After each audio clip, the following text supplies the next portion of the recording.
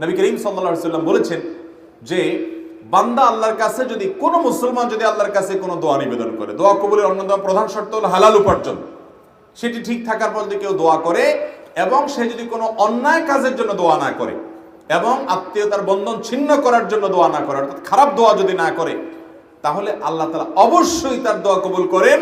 সেটার তিনটা প্রক্রিয়া আছে। এক, সে যা চাইছে আল্লাহ তাআলা সেটাই দিয়ে দিয়েছেন, হয়তো একটু আগে বা পরে।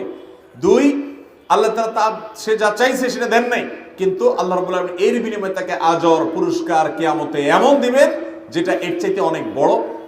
তিন, আল্লাহ রাব্বুল আলামিন তার দোয়াটা যেটা সে চাইছে হুবহু সেটা দেন নাই, কিন্তু আল্লাহ তাআলা তার বিনিময়ে তার এমন ক্ষতি থেকে তাকে হেফাজত করেছেন যেটা সে দোয়ায় উল্লেখ করে নাই। তিনভাবে তার দোয়া কবুল হতে পারে। অর্থাৎ ইমানদারের দোয়া এটা বিফলে যায় না যদি সে শর্ত পূরণ করে দোয়া করতে পারে।